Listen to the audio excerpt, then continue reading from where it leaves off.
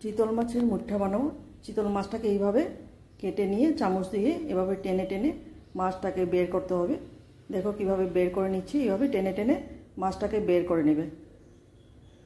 এইভাবে টানলে আলগোস্ত সুন্দরভাবে বেরিয়ে আসে মাছগুলো।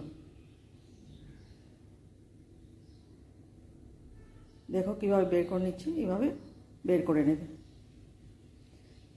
একটু নুন দিয়ে মাছটাকে একটু মেখে নেব। ভালো করে মেখে নিতে হবে। আর মাছের মধ্যে যদি কোনো কাঁটা টাটা থাকে বের করে নেবে। মাখার সময় যদি হাতে লাগে মাছের কাঁটাগুলো বের করে নেবে। এইভাবে ছোট ছোট বল করতে পারো, বড় করেও বল করে নিতে পারো। আমি বড় করে দুটো বল আকৃতি করে বল বানিয়ে নিয়েছি। এখন গরম জল ফুটিয়ে নেব। জলটা ভালো করে গরম হতে হবে। ফুটে যাওয়ার পরে জলের মধ্যে ছেড়ে দেবে। এইভাবে 5-7 মিনিট রেখে মাছটাকে তুলে দেবে। এইভাবে তুলে একটু ঠান্ডা হয়ে যাওয়ার পরে মাছটাকে পিস পিস করে কেটে নিতে হবে। এইভাবে কেটে নেবে।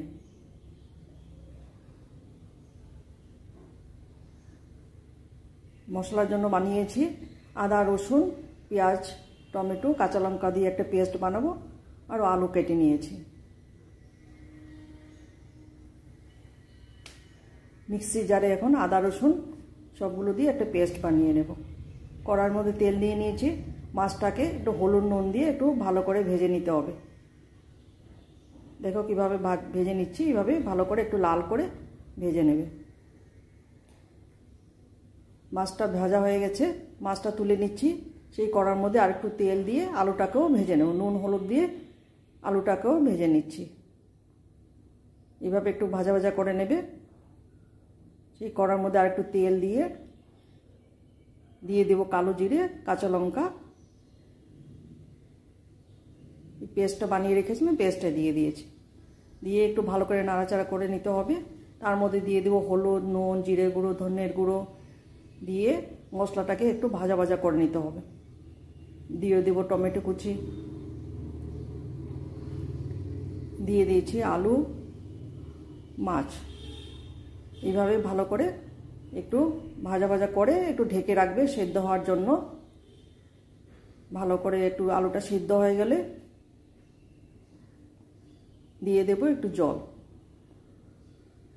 জল দিয়ে ঢাকা দিয়ে রাখবো। সেদ্ধ হয়ে গেছে।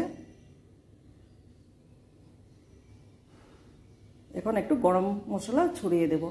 এভাবে বানিয়ে দেখবে চিতল মাছের মুঠি খেতে কিন্তু দারুণ লাগবে। আর কিছু যদি ভালো লেগে থাকে সাবস্ক্রাইব করবে, লাইক, শেয়ার, কমেন্ট